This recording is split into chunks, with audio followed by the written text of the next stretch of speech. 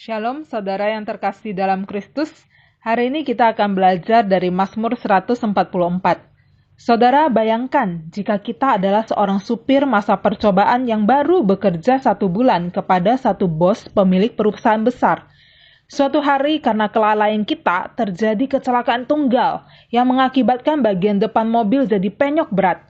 Gaji kita 1 tahun pun belum tentu bisa cukup untuk memperbaiki mobil tersebut.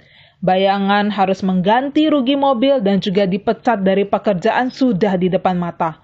Tapi, apa jadinya jika bos kita datang ke tempat kejadian, bukannya marah, melainkan bos bertanya, "Kamu baik-baik saja?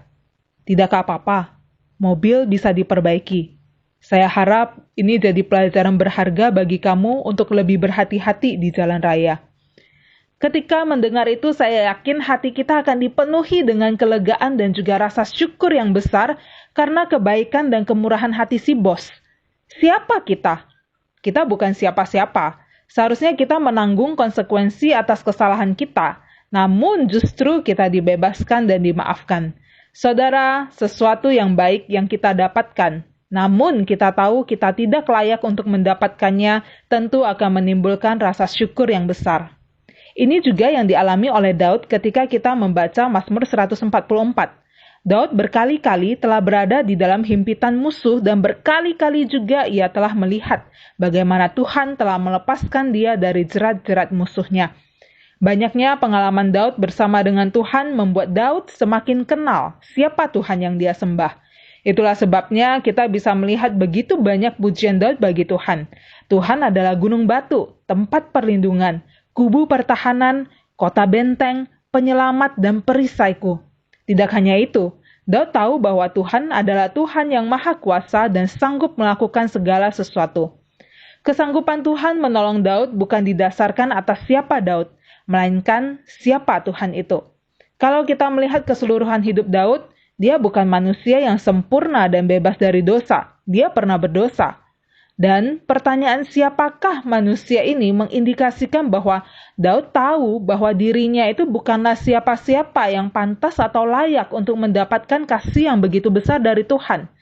Sudah berdosa, namun Tuhan masih saja melepaskan nyawanya dari jerat musuh.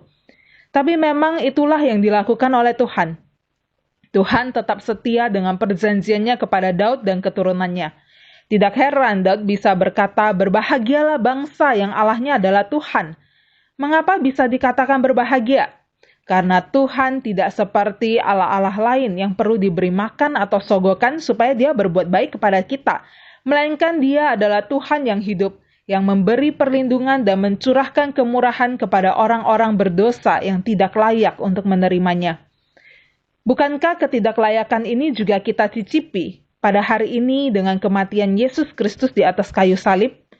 Kita yang tidak layak ini namun dipilih Tuhan untuk menikmati anugerah keselamatannya di dalam Kristus. Inilah puncak dari pertunjukan kasih dan perlindungan Tuhan bagi orang-orang yang dikasihinya, yaitu dengan kematian Yesus yang membebaskan setiap orang dari belenggu dosa, membebaskan setiap orang yang percaya kepadanya, memindahkan kita dari kerajaan maut kepada kerajaan Allah, menjadikan kita warga negara kerajaan surga. Siapakah sesungguhnya manusia ini? Pertanyaan ini merupakan puncak dari ucapan syukur dan kekaguman kita terhadap apa yang sesungguhnya tidak layak untuk kita dapatkan, namun kita dapatkan, yaitu anugerah hidup yang kekal. Pujian demi pujian, syukur demi syukur, kiranya itu yang terus mengalir dari dalam hati kita dan terlihat dari perilaku hidup kita untuk merespon kasih Allah yang begitu besar dan teramat besar bagi hidup kita.